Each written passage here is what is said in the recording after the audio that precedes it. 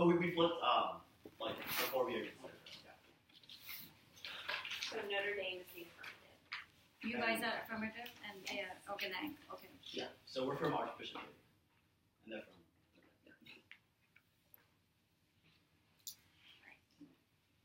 Judges already? Yeah. We're good. Sorry. All right. Okay, yeah. First, a brief thank you to everyone for making this debate possible, and I'll begin my time now. We strongly affirm today's resolution that in the United States, primaries are a better method of selecting presidential nominees than caucuses. First, I'll briefly be going over some definitions and framework, then I'll move into the affirmative team's case. Now, we are defining the primaries, which are the system in our primary elections where we actually have somewhat more of an election. These are the types of things we have in states like the South Carolina primaries that have just been occurring, where it's more like an actual general election. People are coming, casting votes on a ballot for one of the different candidates within the political party, so within the Democrats or within the Republicans. As for caucuses, this is a slightly more informal method that they're using in states like the Iowa caucuses, where you go, it's usually by something like a head count or a raise of hands, as opposed to a more formal election-type selection for the nominee. The purpose of both of these is to narrow down the field of presidential nominees within each party to find the one that will become their eventual nominee in the general election for President of the United States. So since this is a fact round, fairly straightforward, just saying that primaries are a better method than caucuses, we think this should be weighed overall in net benefits. So proving which side can overall prove that it'll be more good to a greater number of people to have either primaries or caucuses. Are there any questions on framework? Nope. All right, moving into the affirmative team's case. Our first point is that primary elections, as opposed to caucuses, put the power in the hands of the people. Now, the thing with caucuses is that they are run by the political parties themselves. They are the ones who set them up, who decide how it's going to be run, and in the end, who have the most control in this system of picking the nominee. However, for primaries, that is the actual people, because it is more of a direct election in which the people are directly voting for which candidate they feel is the best one to go on to be the nominees. Yes? Who sets up primaries? The primaries are more frequently run by the state or local governments who ensure that they are happening in a fair and more like actual elections that we see during the rest of the election cycle. So we see that by doing this, the primaries, which were originally a progressive reform meant to help out making it more democratic, helping the people overall, are in fact still doing that to this very day, because they are far more like the general elections. We see with caucuses, the party leaders have a lot more control over who is there, who is actually going to be getting more votes, and get to control to some extent who will actually be winning within that caucus. Now, both the primaries and the caucuses are extremely important to what happens later in the election cycle, as people who get early wins are more likely to get momentum going into the later parts of their campaign. I'm sorry, I don't have time right now. So we see overall that primaries, by putting the vote directly in the hands of the people, help to uphold the values of democracy here in the United States. And by putting it in the hands of the people, we get a more direct representation and better idea of what the people actually want. So the primary elections become less about what the political party wants and more about what the people themselves are actually voting for, which is very important, as we can see that the United States Constitution is based on this idea that our government is actually for the people. Our government is not one of oligarchs. It is not one where the political parties, the Democrats as an establishment, get to decide who their nominee is. No, that is the people's choice, as the United States has said from the very beginning. Thus, primaries are a better method because they help to uphold this. But now moving on to our second point, which is our primaries are a better method because by encouraging greater voter turnout, they are more indicative of the actual election.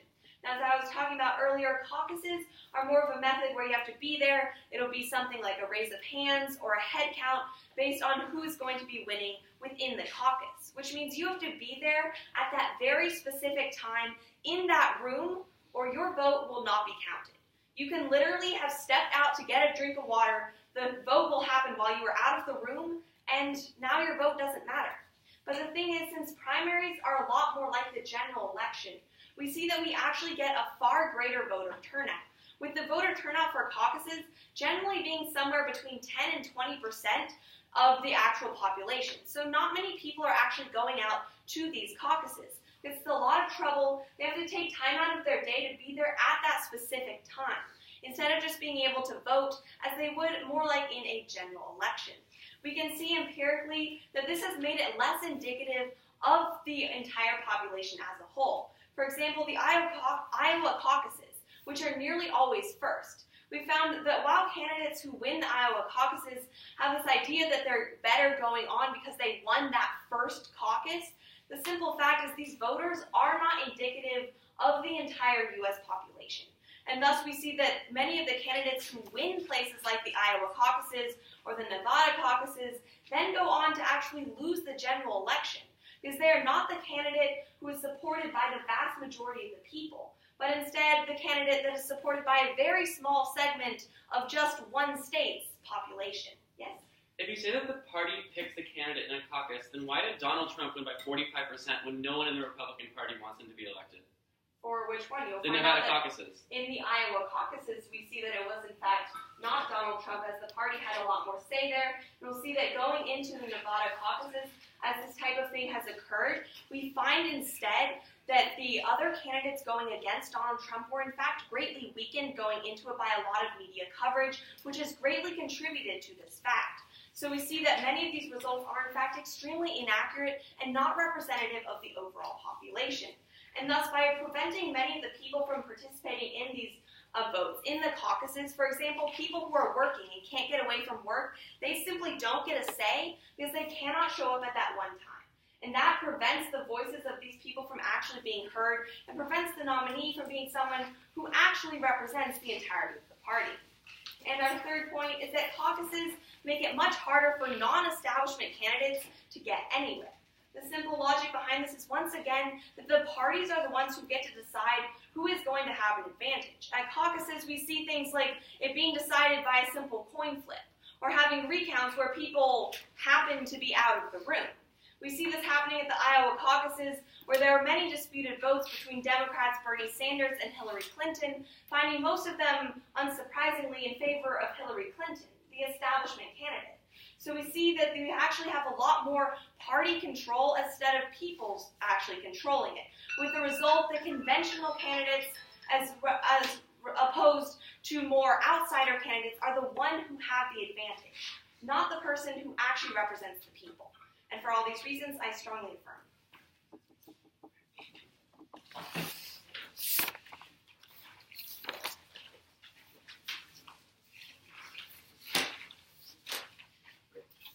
So I'm going to be going over their case and then moving on to mine.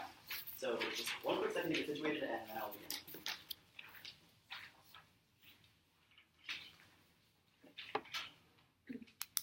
Okay.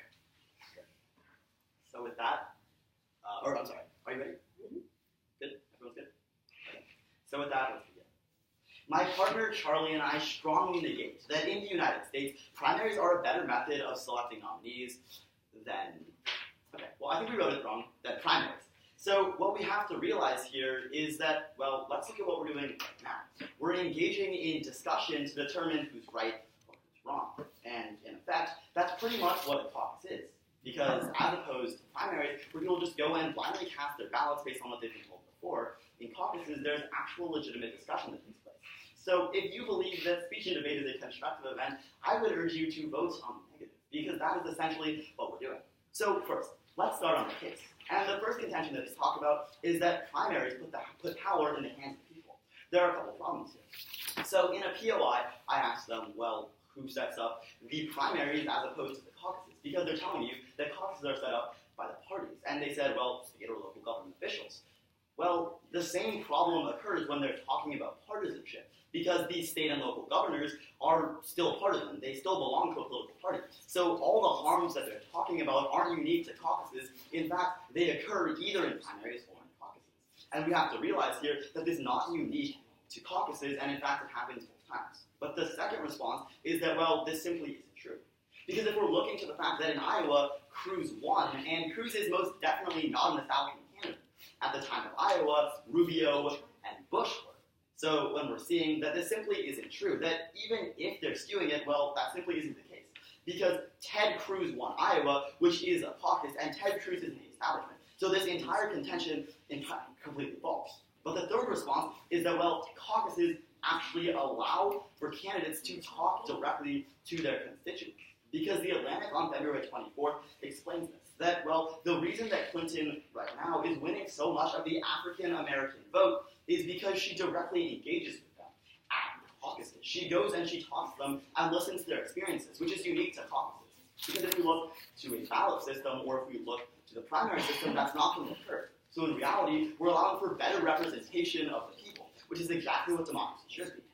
Now, the fourth response is that, well, in actuality, caucuses allow for much better representation because, as Paul Hermanson, who is the director of the Center for American Politics and Citizenship, explains, participants are usually grassroots organizers and activists who care a lot more about the political system. And so when we allow them to go in and actually talk to the people who are going to be elected, we're going to see a lot more benefits because it's simply not going to be just media bias and skewing. So what we have to realize is that discourse is critical to making sure that everyone actually knows what they're voting for. Because I'm sure, as you all know, a lot of the campaign advertisements are notoriously, well, false. A lot of them are incredibly negative and simply don't reflect reality. But when we're allowed to go to a caucus and we're allowed to talk about why exactly we believe for each issue that we do, we're going to see a lot better results. Next, let's move on to their argument under primaries being more indicative of a general election. And what they tell you is that, well, Iowa caucuses aren't indicative of what's actually going to happen, and this has been seen in the past. And we agree. Iowa caucuses aren't indicative, but it's not for the reason they tell you. Because, well, in actuality, Iowa is majorly comprised of white, evangelical, older voters who primarily are going to vote in a certain way. That's why Ted Cruz won in Iowa and then didn't win again. Because he is looking primarily to appeal to evangelical, white, older voters. So that's not because of the caucuses, that's because of the actual demographics that we're seeing in Iowa. So when they're trying to sell you on this idea that caucuses skew it, no, it's not caucuses, it's just that each state has its own demographics. So this, again, isn't unique to caucuses. They're giving you a lot of information about how caucuses are bad, but none of the actual causal links there are because of caucuses. So we're realizing that nothing they tell you is actually directly related to that. But next, let's move on to their idea of low voter turnout. But this simply isn't true. Because 41 of Americans, voters, don't bother to vote because they say it doesn't make a difference anyway. This is our entire political system that is disenfranchising our people. It doesn't have to do with caucuses specifically. Make them show you that it's caucuses themselves, not just the general idea of the elections that are disenfranchising people. If they can't do that, then there's no reason to buy any of their arguments because you're going to realize that we give you very specific reasons why this is occurring, and none of them have to do with the caucus. Let's move to their third convention, which talks about it being harder for non-establishment. And they bring up this idea of the coin flip that decided a lot of Iowa.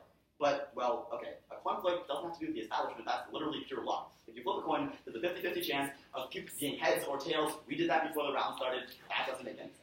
But the second response is that even if it did make it hard, well, it doesn't make it hard for non-establishment because, well, let's look again to Cruz in Iowa, who won in a caucus. He is the exact opposite of an establishment candidate. So we're seeing that this is not due to caucuses, it's due to the anger of the American people at disenfranchisement. But with that, let's move into our first contention on the negative side, that of democracy. Because CNN writes on February 20th of 2016 that caucuses best promote democracy because they ensure active political participation. Politics is more than just blindly casting a vote, and I'm sure you would all agree to that. Politics isn't just going to the ballot office and signing your name and checking a tick mark. It's about engaging in political discourse. That's what primaries don't offer to you, because primaries are literally just voting, whereas caucuses actually actively engage in discussion. That's going to be very important. But the second reason that I really urge a negative ballot is because of racism. What we have to realize is that caucuses promote discourse. And Zick, who in 2000, who's a professor in Barcelona who studies linguistics, explains that direct discourse is critical to stopping racism because when we just stay up within our echo chambers, well, our racist ideologies can continually perpetuate. But when we actually engage in caucuses where discourse happens, we're seeing that racism is significantly decreased. And that's what we tell you with our Atlantic article that I read you as a response to one of their contentions, that Hillary Clinton is actively engaging with the African American community in order for her ideas to be better suited to what they want. That's solving for racism in a way that primaries can never do. But the second reason is that the Council on Foreign Relations on March 3rd reports that participants in caucuses are actually more involved and they care more. And when you care more, well, I care a lot about this resolution. That's why I'm talking to you about it, right? That's what's going to happen in caucuses as well, because they care more. They're making this difference happen.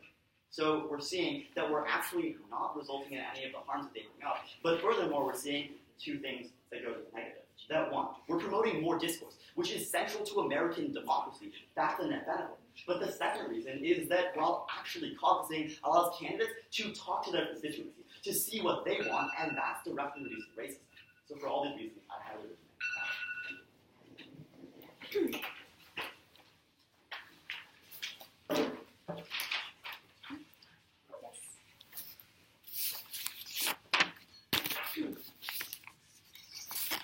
Everybody? Yeah.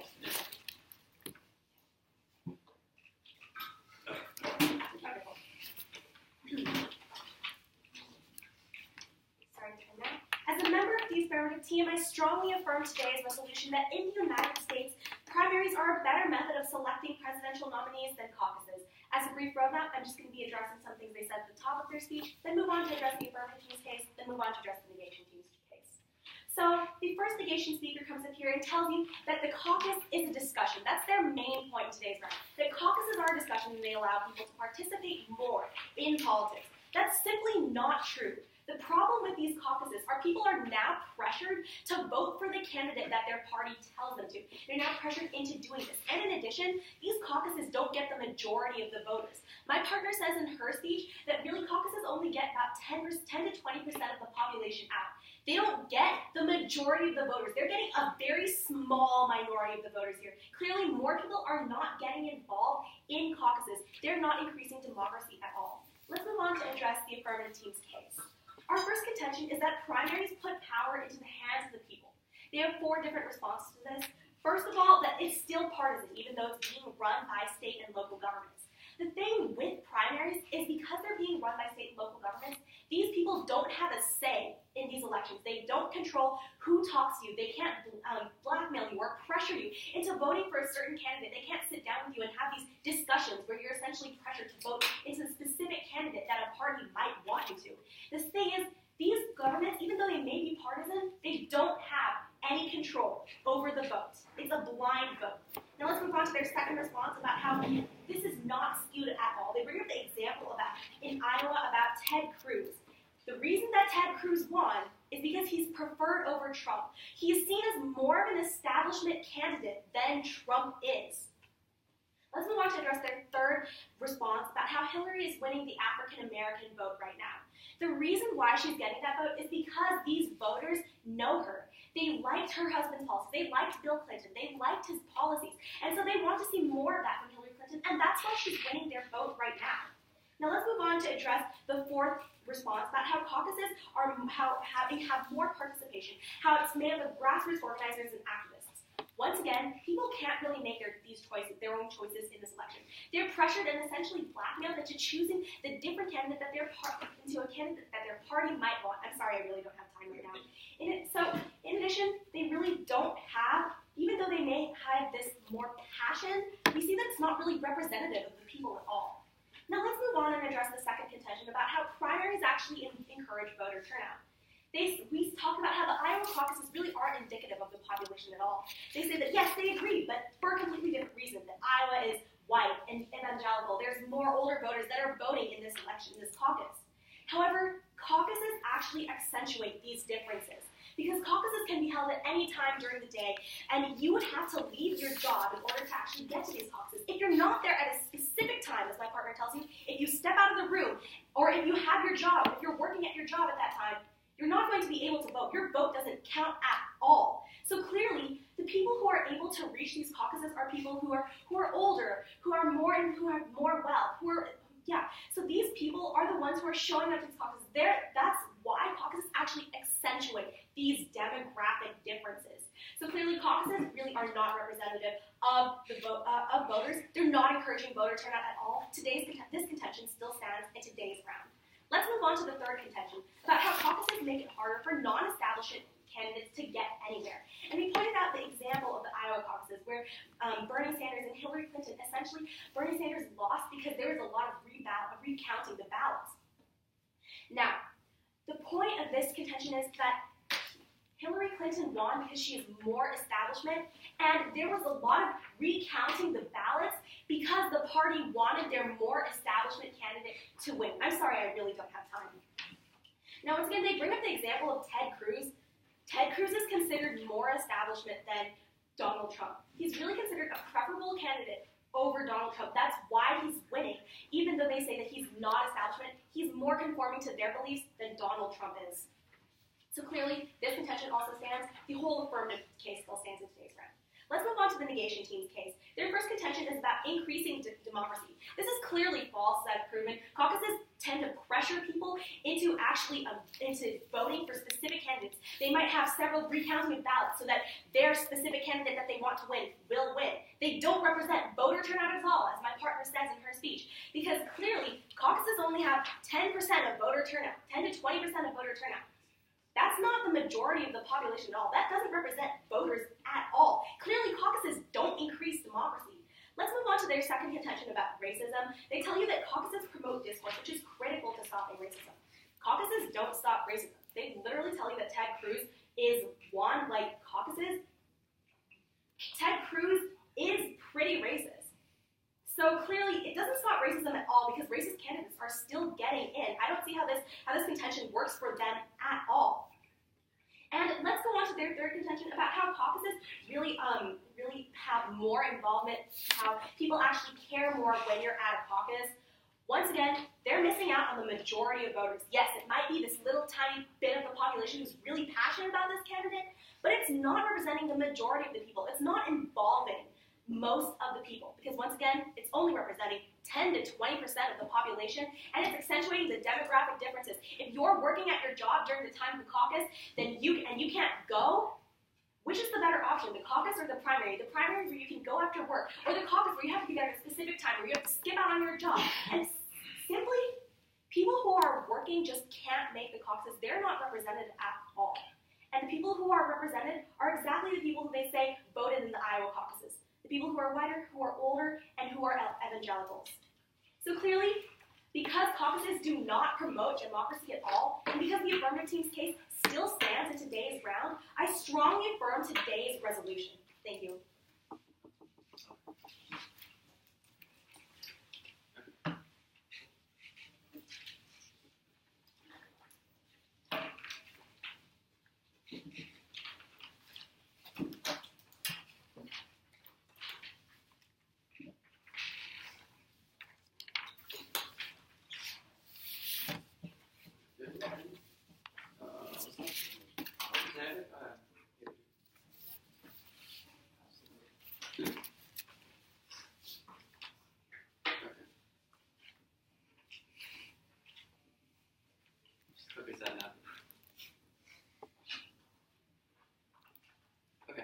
Before I begin my speech, I'd like to thank everyone once again for coming out here. It's been a heck of a weekend, and I've had a lot of fun, so thanks again.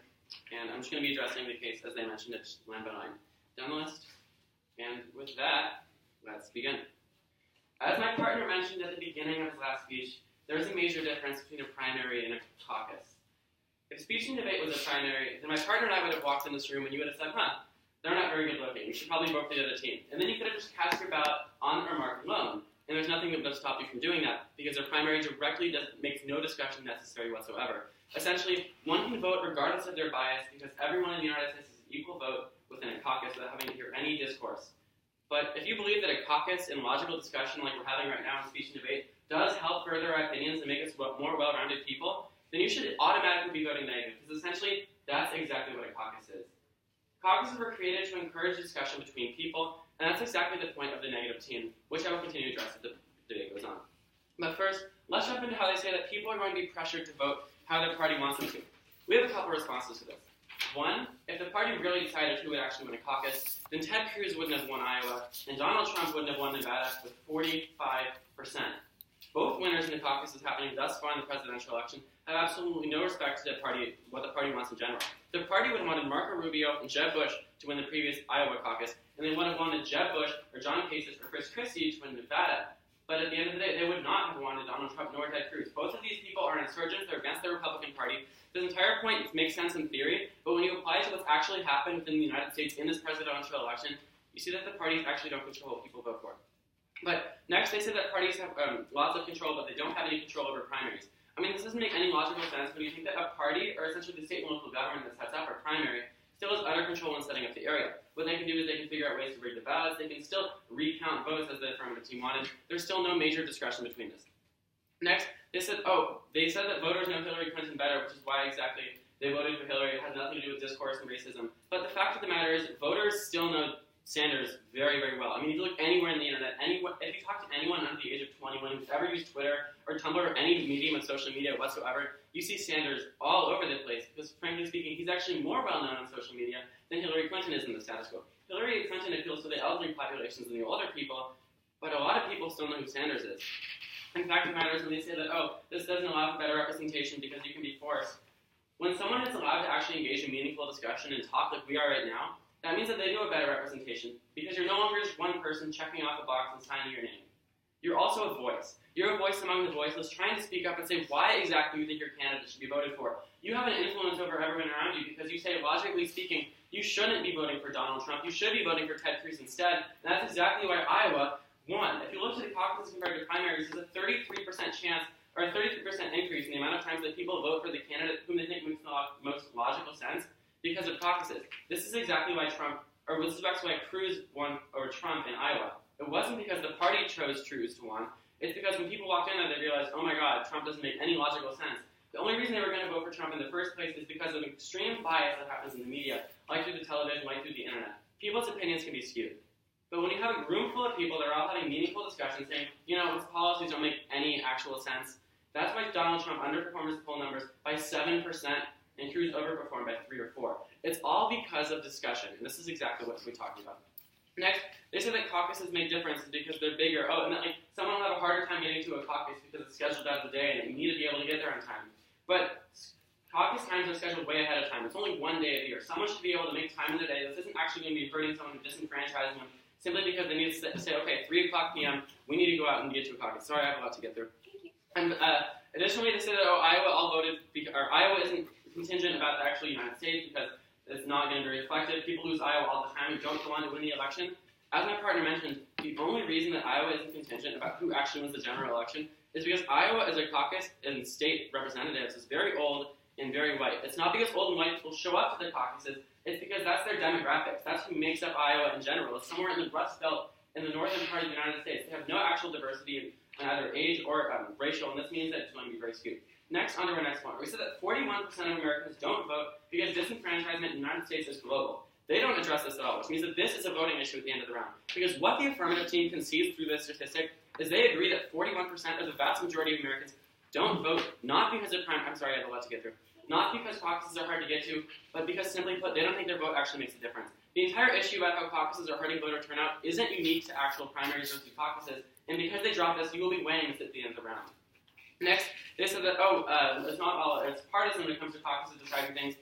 As my partner mentioned, a coin toss is completely luck. I mean, the reason that Hillary won is just because a coin toss is a 50-50 shot. That's why they're affirmative or negative, because coin tosses are luck. There's nothing partisan about that. They're saying that the parties can recount the ballots, but how exactly can recounting who won actually make the party have a bigger influence about who's going to win? You can count numbers over and over again, but you're not going to change what those numbers actually are. Next, on to the negative case. So we have a couple reasons why we think that this discourse is crucial when it comes to American politics. So let's read this. Caucuses ensure logical discussion. Look at this year's presidential election where Donald Trump lost the Iowa caucus even though he was originally leading. He underperformed simply because logical discourse made it look like he was bad. But additionally, caucuses are going to offset corporate spending. After the Citizens United bill, corporate spending skyrocketed, and on November 11, 2014, PBS published an article saying that 94% of big spenders in the House of Representatives won, and 82% of big spenders in Senate races won. And essentially what this means is big spenders can win these elections because they have extreme control over a person's opinion because they're the only ones communicating with them. If Donald Trump's the only one giving a speech. No one can go up there and counter his points like we are today. It's like giving an extemp speech. No one can go up there and say, that doesn't make any sense after it's over. That's exactly what happens with big money. A caucus prevents that because when you're in a caucus system, all of a sudden it's like an extemp speech changed into a parley bit where you say, that doesn't make any sense. You can't be giving that kind of speech. It doesn't actually have a logical impact. But additionally, let's move on to the final point, the really argument against racism, why they say it doesn't make sense. Their only real response that they say that caucuses don't solve racism is they say that they elected Ted Cruz, and Ted Cruz is racist. Now, we have a couple of responses. First, that's extremely offensive to call a presidential candidate racist. I mean, just because he has policies that actually are strong on immigration does not mean that he reflects racist policies whatsoever. But our second response is that discourse between people has been shown to actually reduce racism. They dropped their JIT card published in 2000, which specifically states that discourse between people, especially in presidential elections, shows a significant reduction in racism because all of a sudden the amount that they talk is a lot less. So that was a lot of things I just said to you. But when you take a step back and exactly ask why are caucuses better than primaries, you see that primaries allow a person's opinion to just go on uncontested. But a caucus results in people talking about each other, like we are today in the debate now, and making us a more well-rounded, better person. Awesome. Anything? Seriously, really. Great. So this is going to be the last negative speech, and I'm going to be going over a couple key issues in today's debate, and then supporting why I think we should go. So when everyone's ready, I'll be done. Oh, this is also a 5-minute speech. We're good? So with that, let's begin. I'd like to start out today's speech by evaluating the difference between caucuses and primaries. And we talked a lot about this, but I just want to go a little bit more in depth and explain why the difference isn't as big as the affirmative would have you believe. Because when we're looking to what a primary is, well, you just go and blindly vote. But the problem here, and the problem with caucuses, is that they're both on one day. They both have issues with this. So any advantages that they want to talk about to voter turnout is simply not true. We have to realize that voter turnout is pretty stable across both. And we've read statistics on this, and they never respond to it. So in this case, you can clearly see that they're conceding that statistic. But furthermore, let's also realize that, well, primaries aren't better, because primaries can actually be influenced in the same way as caucuses can. And my partner brings this up, that you can just, well, change the location or change the time. This is all inherent to both caucuses and primaries. But with that, let's move into the first big issue today, which is that of the establishment. So let's talk about a couple of these. The first one is going to be Ted Cruz winning Iowa. Now, they consistently misconstrue this. What they're telling you is that Ted Cruz won because Ted Cruz is more of an establishment candidate than Donald Trump. But this simply isn't true, because Trump right now has more congressional endorsements than Cruz does. In fact, Cruz is absolutely hated in the Senate because he's notoriously not able to communicate and compromise with his senators. We're seeing that Trump, well, in actuality, is more of an establishment candidate than Ted Cruz. But furthermore, what we have to realize is that, well, Ted Cruz won because of the white evangelical vote. They tried to downplay this, but don't let them do that. This is incredibly critical. Because when we're looking to not reflecting the reality of demographics, well, Iowa is exactly that. Iowa doesn't reflect the reality of the demographics.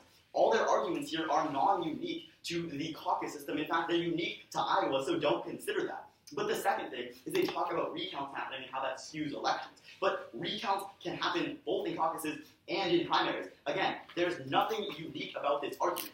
Under both of their things about the establishment, we're seeing that there's literally nothing unique to primaries or caucuses here. They happen in both, and that's an inherent problem in our political system, not in caucuses. But the second big idea is going to be voter turnout. So, first of all, again, I'd just like to point out that, once again, they actually completely ignore our 41% of Americans who aren't voting anyway. The difference between caucuses and primaries is incredibly low. So when we're looking to the fact that they're trying to tell you that caucuses actually get less voters, well, realize that this isn't true. And this is the second big reason not to provide this, because Charlie brings this up. He explains to you that actually Iowa saw a 33% increase in voters compared to last year. So clearly, caucuses are doing something right when we're seeing that caucuses are actually increasing the amount of voters we're seeing compared to primaries. So that is the reason why voter turnout is simply not true. But the third big reason here is because voting also has issues with turnout. And this is simply a fact. And that's why we're seeing a lot of candidates actually advocating for voting as a whole being a holiday so that everyone can vote. Again, nothing they bring up here is unique to just caucuses. It's a fact across the entire political spectrum. That's why it's a big deal. So when you're realizing that they're not generating a single point of offense here, because nothing they're telling you is actually about caucuses, it's actually just about the entire political system. But let's move on to the third thing, which is probably a really big reason that you can go ahead and go negative, which is that of racism. Now, my partner comes up here and says that's a little bit, well, offensive to call Ted Cruz racist. I would disagree. I think Ted Cruz is actually pretty racist. And when we're seeing that, well, okay, sure, Ted Cruz is racist, but who's more racist? Donald Trump. That's why Ted Cruz won. That's a big reason, right? So we're seeing that, well, it actually does directly reduce racism in the caucus system. That's huge. But furthermore, they ignore our Atlantic card where we tell you that Hillary Clinton is winning the African-American vote by a large margin because she actually goes and talks them. That is direct proof that discourse is solving racism. Let's look to one of the biggest endorsements that Bernie Sanders has, that of Killer Mike, who's a rapper. And, well, he's African-American, and he's giving a lot of speeches for Bernie Sanders, but he's not going and actually talking directly to African-Americans. That's what our Atlantic evidence tells you, and that's what they completely ignore. That's a big reason that we're showing you that racism is actually better solved under caucuses. But next, let's also look to the Jacques card from 2000, where we tell you that, well, discourse is central to solving for racism, and that's what caucuses do. You can vote on racism because that's the only impact in today's round when we consider that none of their arguments are unique to just caucuses, they're across the political spectrum. But the fourth thing is going to be involvement. Now, let's remember the Paul Herndon card that I told you about. And essentially what he's saying is that the majority of people going to caucuses are actually grassroots organizers or activists. That's incredibly important. Because they care more. They discuss more. This is linking us back to racism and why we more actively solve racism. So at the end of the day, we can just look at the fact that none of the affirmative arguments that they bring up are actually unique to caucuses. They're all about the entire voting system. That's why we're seeing that caucuses uniquely solve for racism, and that's a big reason to vote negative. Thank you.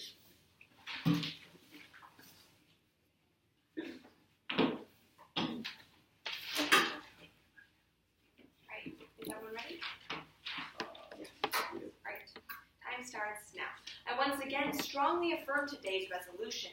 Now, just briefly to clarify before we begin, my opponents come up here over and over again and say debate is like a caucus, having this meaningful discussion. However, that analogy is fundamentally incorrect because caucuses are not about meaningful discussion, as my partner said over and over again. They are the candidates putting themselves and their activists out there to pressure, blackmail, and force people into trying to vote for them. Going in and saying, no, you don't actually believe that. You believe what I'm saying, and here's why. Getting up in their face, arguing with them, denying them the right to make the choice for themselves. Caucuses are not a meaningful discussion. They are a one-way flood of information, much like the ads that they say are so bad, but even worse because they're in their face and the people can't get away. Caucuses are not this type of discussion. They're a way in which a few people can seek to influence the course of the entire election by persuading 10 or 20 people to give in and just go along with them to make them shut up. That is not a good way to pick a presidential nominee. Now to move into the first reason why the affirmative team must be winning today's round, which is this issue of racism. Now, my opponents bring up over and over again, caucuses solve for racism. We're talking about racism. Ted Cruz is less racist than Donald Trump. That's why he won.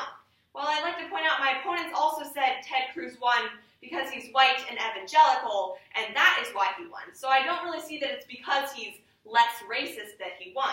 In addition, they said themselves that Donald Trump then lately won the Nevada caucus, and they say themselves Donald Trump is extremely racist.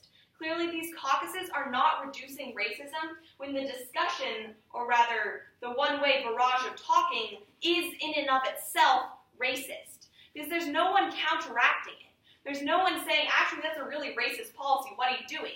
Because like they said, it's only these grassroots people. It's only the people who already really care and who are already really in support of these people. So it's this one-way racist discussion that we see is actually perpetuating this type of racism instead of making the situation better. Point of order, this entire argument about exasperating racism, that's a completely new argument. This was never brought up, so please disregard it from your flow at the end. It is expanding upon what my partner said in her speech about how the caucuses are in fact racist by promoting these racist candidates and what they're saying. But as it's a panel, under consideration. Continuing time now. So we see, in fact, that this type of discussion is not in any way helping with racism whatsoever. And as for their example of Hillary Clinton, as my partner brought up and they failed to refute, Hillary Clinton is winning among black voters because they knew her husband, Bill Clinton, as president, liked his policies and want more about it. All they say is, oh, there's a lot of social media about Bernie Sanders. Yeah, and there's been publicity about Hillary Clinton for years longer than there has been anything about Bernie Sanders. To put it frankly, far more people know who she is, and by associating her with her husband and his time in office, people are immediately drawn to her. this is not reducing racism. No discussion had any role in this. We see, in fact, she usually actually does better when she isn't trying to discuss them, because then they just associate her with her past, and that is where she is winning. So we see that racism is in fact perpetuated by these caucuses and is in and of itself an independent reason why primaries, or being able to make your own decision and not be influenced by this type of racist rhetoric, is in fact better.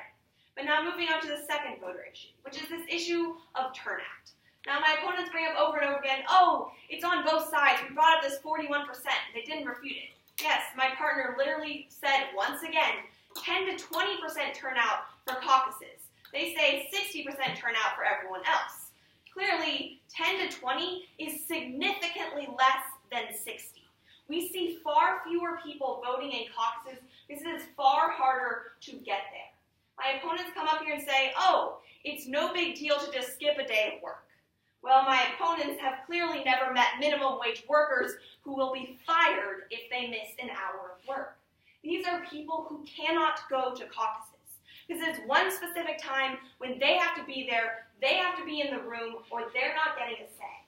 Primaries, they can show up before work, they can show up after work, they can show up at a break. They actually have a chance to get their voices heard, to establish what they think should be the president or who they think is the best nominee, instead of having to take time off work, potentially get fired for that, and then still get pressured into voting into whoever has the most money and the most people there arguing for what they want.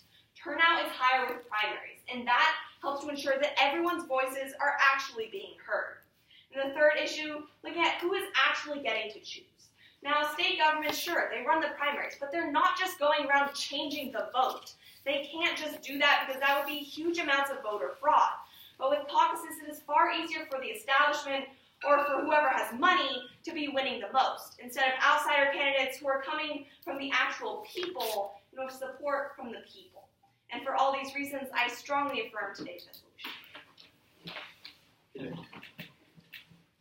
Sorry, Sarah. Oh, okay. Okay. Yeah, good job. Thank you. Thank you so much. Thank you so much for doing that. Thank you. Thank you very much. Thank you. Thank you very much. Thanks. Thank you so much. Do you know if this is disclosure now?